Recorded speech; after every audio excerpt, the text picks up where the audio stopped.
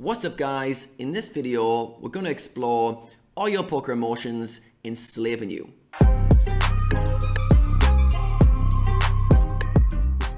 We're going to go deep today and I'm going to start by talking about my experiences with emotions and all the tons of mistakes I've made over the years. So for my first 25 years I was very emotional. I would have very big highs and very big lows. I spent a lot of that time socializing, partying, and if you caught me during my night times, generally when I was my most fun, you'd think I was a very outgoing, sociable, fun, happy person. All right, and I was for the most part in those scenarios. However, if you caught me early in my day, generally when I was hungover or feeling the ill effects of my social life, I was very anxious. I was very nervous. I struggled with my emotions a lot and I felt very down. So I would almost have this kind of polar opposite life where I was really low or I was really high. And depending on when you caught me, you'd almost see a different version of me. You'd almost meet two of me, depending on which part of my life you were interacting with. Now, for me, for a long time, I didn't realize what was happening, but all throughout my life, I was numbing emotions, all right? So when I felt a negative emotion, what I called my friends, I went out drinking, I went out partying, I did something to get rid of the negative feeling that I had, all right? Now, when you're young, in your 20s, it's acceptable to do that. It's acceptable to party a lot. It's acceptable to escape and do fun stuff, YOLO it, and live in the moment. However, it was coming from a place of me not feeling comfortable with the emotions I had. Now, fast forward to when I started my poker career, so that was at the age of 23, I started to quickly realize over my first few years playing poker that I was experiencing a lot of emotions, a lot of tilt, a lot of anger, a lot of rage, also a lot of highs. When I was winning, I felt like I was Superman. Then when I was losing the next day, I felt like I was an idiot and a loser. And I started to realize, wait a second, I am experiencing too much emotion to be a good poker player. All right, so my solution to this was to stop feeling so much emotion by using more logic. All right, so I started to really get myself to get into the mind and reframe stuff and to use logic to almost instead of feeling an emotion, I would put my consciousness to the mind and distract myself or do something else. I would play a lot of poker, I would multi-table, I would always be busy so my emotions couldn't come up, and I'd always use the mind.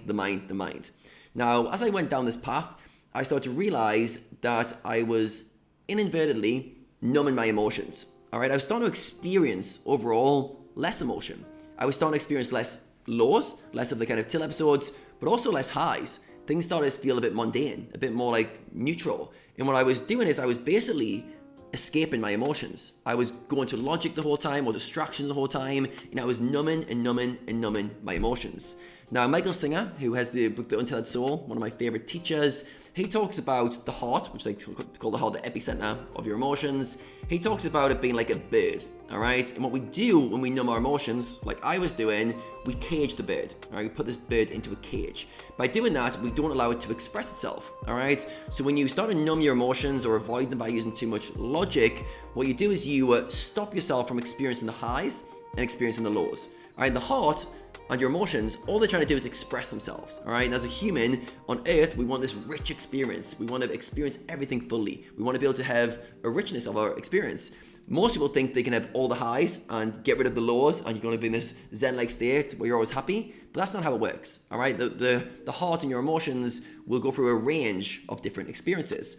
Now, the problem starts when we try to control our emotions, all right? We try to use the mind to rationalize. So for me, what I was doing is I was basically saying, I don't want to feel this emotion.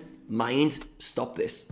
Mind, stop this. In the mind, although it has good intentions, it can never stop you from experiencing emotions. The only way it can do is to try to problem solve it and go, okay, if we do this, that will distract it. But basically, it makes the situation worse. Every time the mind gets involved in emotion, it makes it worse. And this is what was happening to me. I was getting more and more numb, experiencing less and less and less. And then when I did have an emotion, it would override me. And I'd have this massive rage out of nowhere. I can picture one where I was screaming once in a car park in LA because I just got overrun by emotion. I numbed myself too much, but then I was overloaded because I couldn't suppress it anymore. It's almost like a kettle and you put your kind of fingers over the top. Over time, the heat needs to escape somewhere. It'll just blow up if you held down for long enough. All right, so we've got to realize what is going on. So in simple terms, what we're doing is we're creating two kind of separate lists. All right, the lists are I like this And I like this emotion. It feels good. So imagine the positive emotions you feel, the positive experiences that you have in life, like winning at poker, having a good time with your friends, all things that make you feel good, all right? And we subconsciously move towards those things. We want more of them. But on the flip side, we have this other subconscious list of, I dislike these events, which lead to certain feelings that I don't want to experience. And what we do things that move away from those, all right? So for me, before poker, I used to drink a lot to numb those emotions, to get away from them. And also I distract myself, or I would go to my mind to try to stop myself feeling them, all right?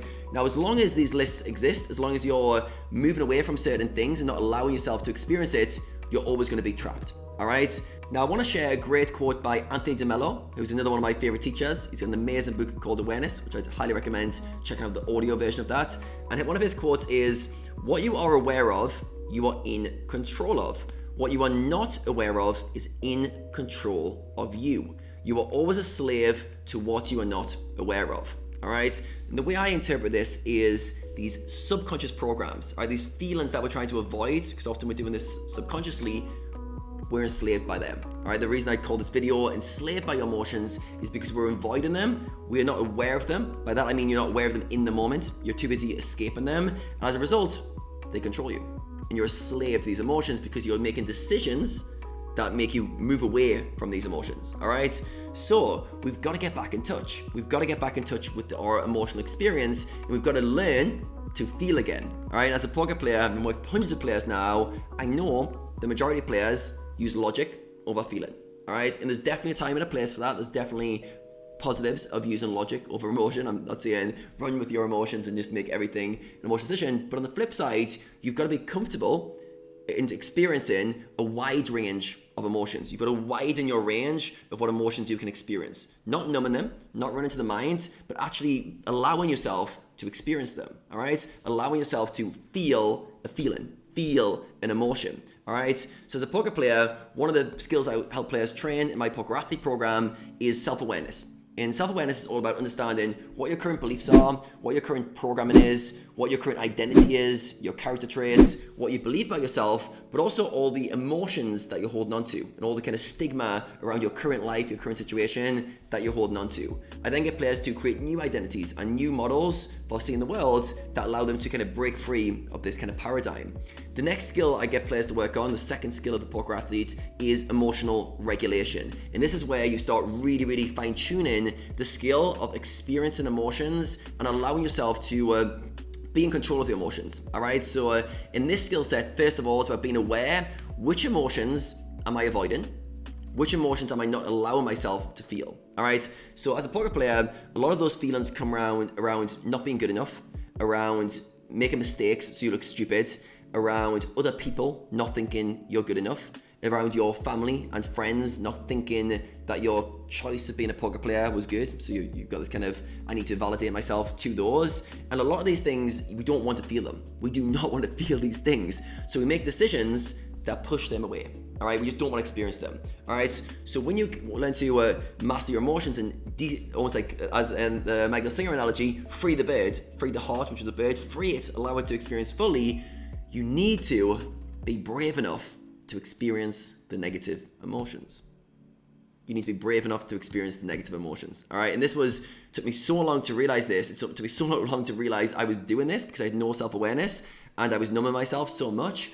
But once I started to realize that, as soon as I started to almost like open up the cage and let the bird out, lots of negative emotions started flooding up. Lots of them. And I just wanted to run. I wanted to run away from each one of them, each insecurity, each thing that made me feel like I wasn't good enough, that I was a worse version of myself, or I wasn't going to achieve the things I wanted in life. And I started to allow myself to feel them. And when you allow yourself to feel emotions, it takes a bit of time to get used to, but all of a sudden the emotion just passes through, all right?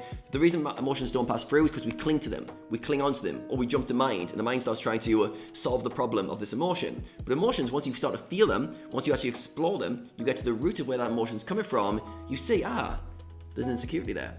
There's something that I'm trying to avoid there. And if you allow yourself to feel that emotion, you start to listen to what's coming up, all of a sudden, boom, you open up the doors, and all of a sudden you're allowed to experience a wide range of emotions. You'll realize that as you're a poker player, dozens of situations trigger emotions. And your goal in life is to free yourself from each one of them. What do I mean free yourself? I mean allow yourself to feel the emotion, allow emotions to come up, pass through as they come through, and be there with it. Be there with the emotion. And once you do that for a short space of time, emotions pass through. Emotions come out, all right? And what you'll find is throughout your life, you've bottled loads of emotions up, and when you start letting them out, you start allowing yourself to experience emotions. By that I mean, don't escape to mind, don't escape to alcohol, don't escape to social media. The emotion comes up, sit with it, be with the emotion, go get your consciousness on the emotion, what you're feeling, and fully feel the emotion. When you do that, one by one, you can free yourself of those emotions, all right? I mean, it's hard work because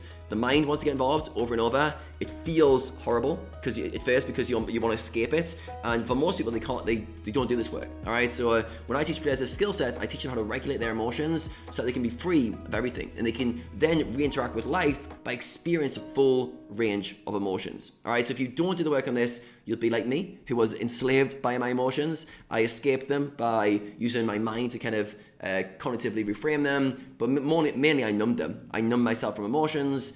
And once I started to reopen my emotional center, open the heart and open up, let the bird free in the Michael Singer analogy, I realized a lot of stuff would come up that I didn't want to have to deal with. But when I did start to deal with it, boom, all of a sudden it starts to free you up to feel heightened emotions. All of a sudden you start to realize, that emotion is coming from this root cause. All right, what's it telling me? This emotion wants to be heard, wants to be felt. And once you start to feel that, you free yourself. All right, so there's a lot of work to do in this area. If you're interested in taking this to the next level and really doing some deep work here, I have a program called the Poker Athlete Program, and the second skill we work on is emotional regulation, which ties very well after going through your first skill of self-awareness, and we really go deep on how to master your emotions and experience them fully so that you can actually come out the other side. But either way, you've got to do some work on this area yourself, and you've really got to go deep to experience your emotions, to figure out what is trapping you, what things are enslaving you in a way. I know it's a deep, powerful word to use, enslaving. That's exactly what is happening, and you've got to free yourself to experience a full range of emotions. All right, guys, hopefully you've enjoyed this video. If you did, make sure you smash that like button. If you're all interested in my Poker Athlete program, click on the link below. I'm taking on 10 new players in April. If you're watching this video before that, you've got an opportunity. If not, you may have missed it and you can wait for the next one. But either way, hopefully you enjoyed this video. Click the like button before you go. There's plenty more coming from me very soon.